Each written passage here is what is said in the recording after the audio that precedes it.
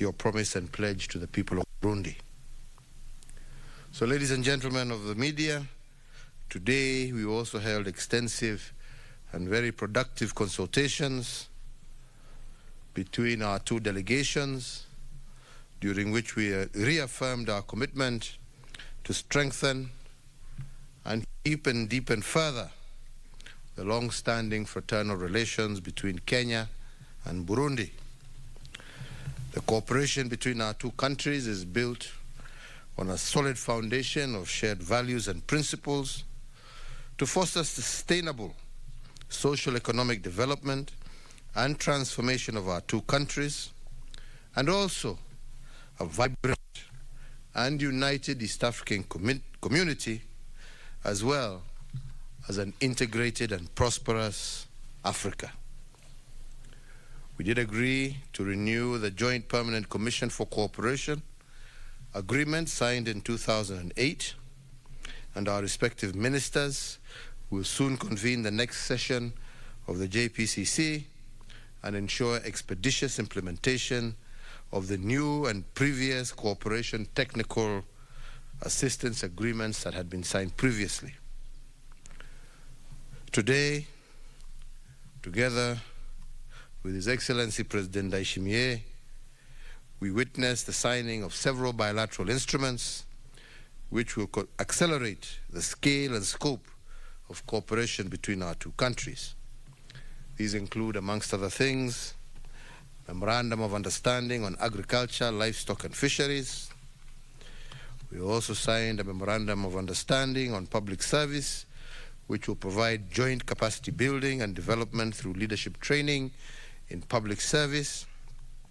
Foreign Affairs, which seeks to promote political consultations and development cooperation. We also signed Sports, Culture and Heritage, which will enhance sports and cultural tourism, as well as promote people-to-people relations.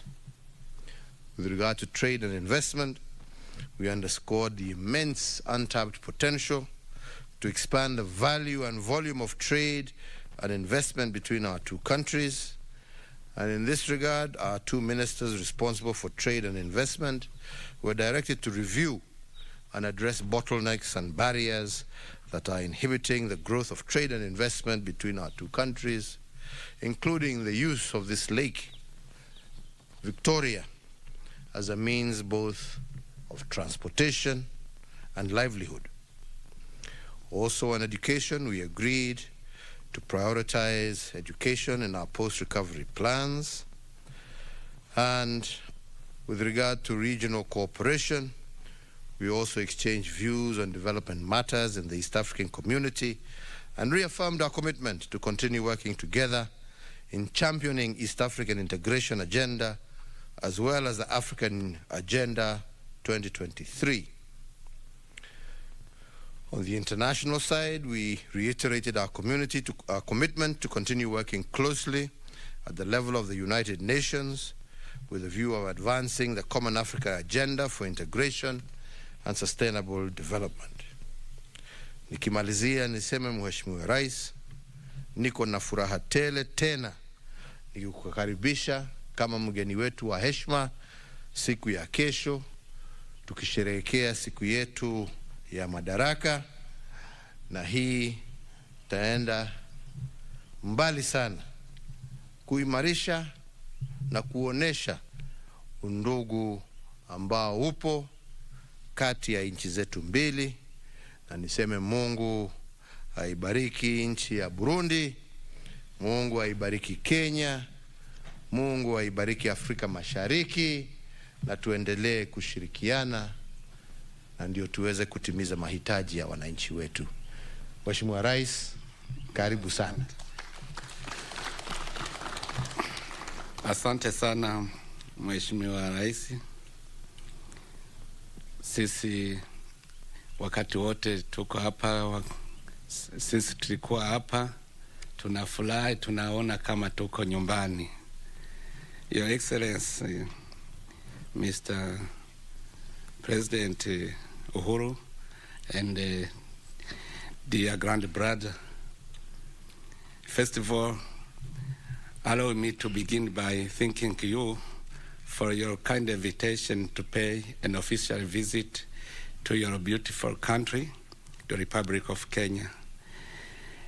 This is indeed a good opportunity for us to strengthen the existing bilateral ties of friendship and cooperation between our two countries. I wish also to thank you, the government and the people of Kenya in general, and the people of Kisumu in particular, for the warm welcome and the hospitality extended to me and my delegation since our arrival to Kisumu. You have made us feel really at home. I have been many times in Kenya, but it is my first time to visit Kisumu. I am surprised by the beauty and the level of development of this city. Let me also extend to you, Mr. President, the government and the people of Kenya, the warm greetings from the government and the Burundian people. We are delighted that we still have today strong and healthy ties between not only our two governments, but also between our two respective people. We are enjoying both sides these links between our two countries through investment, trade, and growing mobility of goods and people between our two countries. Excellency President, my visit is a good occasion for me and my delegation to congratulate you personally, the government and the people of Kenya, on the occasion of the Madaraka Day. Today, we are happy to share with the Kenyan people this joy that can be read on our faces here. Excellence, I could recall such a role of the Republic of Kenya in peacekeeping initiative in Burundi, the facilitation of trade through the port of Mombasa, the Kenyan investors who are already working in Burundi in collaboration with Burundian economic operators. The government of the Republic of Burundi fully appreciates the state of cooperation between our two countries. We hope that our agreements and memoranda already signed will be effectively implemented for the mutual benefit of our respective peoples. We believe that the permanent joint commission between Kenya and Burundi remain the excellent mechanism to do so.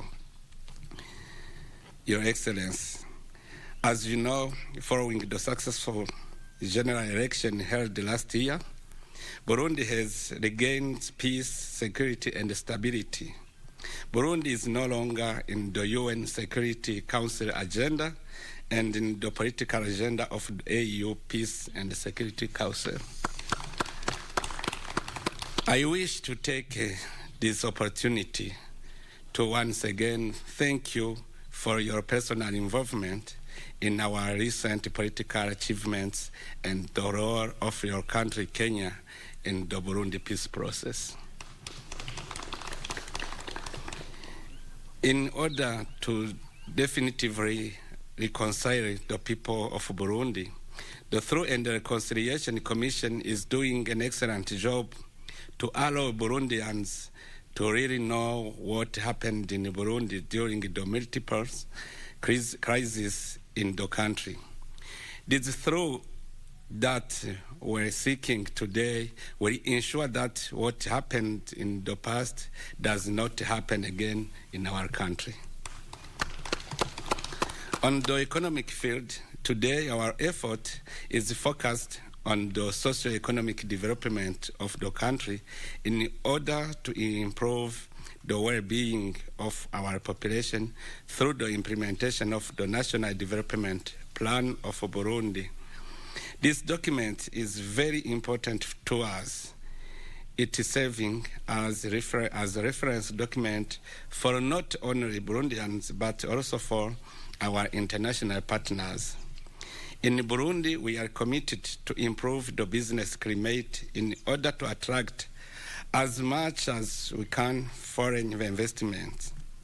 The new investment code is one of the most attractive codes in the continent. For example, the new code grants many advantages to national and foreign investors.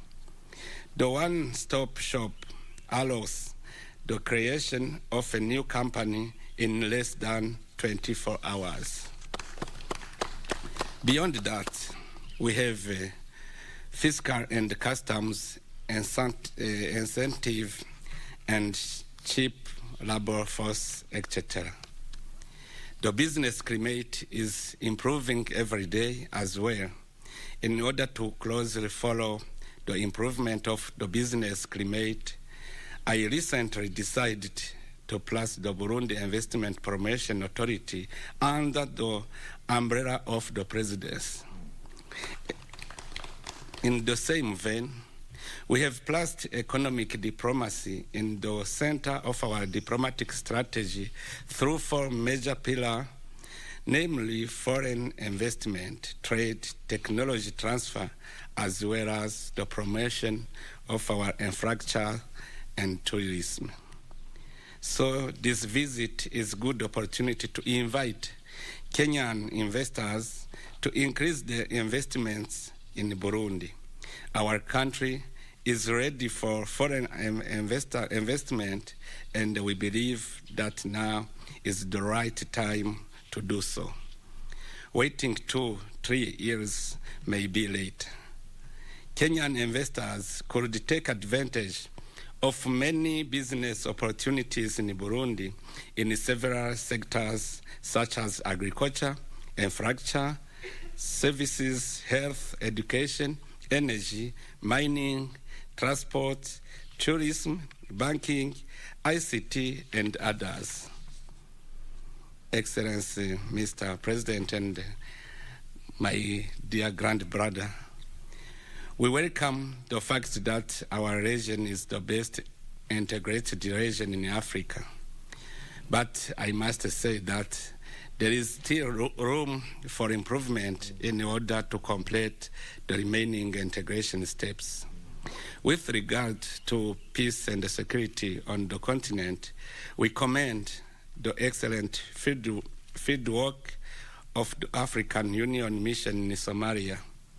Kenya and the Burundi troops are together in the ground, and they are doing a great job. In this regard, we believe that any initiative aimed to reduce the AMISOM troops in Somalia must take into account the degree of the threat from the Shabab terror group in order not to lose the part of the territory already recovered by AMISOM. The countries contributing troops, Somalia, as well as the African Union, must be consulted on any plan to reduce troops in Somalia. At the global level, we reiterate our commitment to the principles of the Charter of the United Nations in order to promote military terrorism based on the rule of law. Burundi closely follows and also attaches great importance to global challenges such as climate change, the reform of the UN Nations Security Council, the fight against terrorism, the issue of international migration, the implementation of the sustainable development of objectives, and the COVID-19 mitigation. Africa's voice must be heard in all negotiations aimed at addressing the shared challenges. We believe that the international solidarity and the cooperation remain the right way to tackle those common challenges. Excellence, I would like to conclude by reiterating our heartfelt thank once again for your warm welcome and the marks of attention extended to myself and my delegation since our arrival to Kisumu. I would also like to take this good opportunity to invite you, Excellence, to pay a visit to Burundi on a date to be agreed through the diplomatic channel. Looking forward to welcoming you in Burundi. Thank you, Mr. President. God bless you. Thank you, my friend.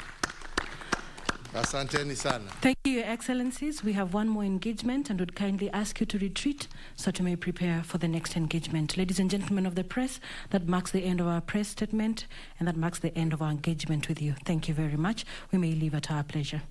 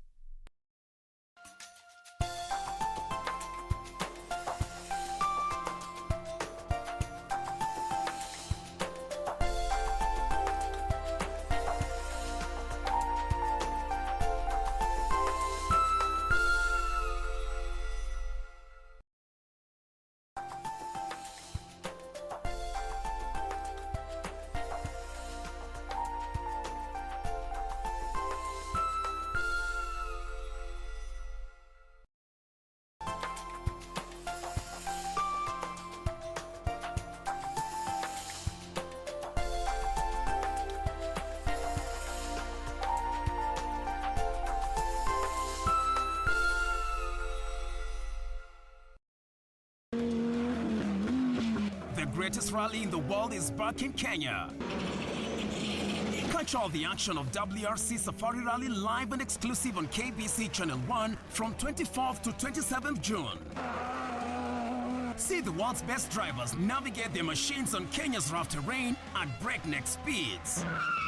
Experience the thrills, adrenaline, drama and excitement as man and machine do battle. Don't miss out. WRC Safari Rally, live and exclusive on KBC Channel 1, your true sports partner.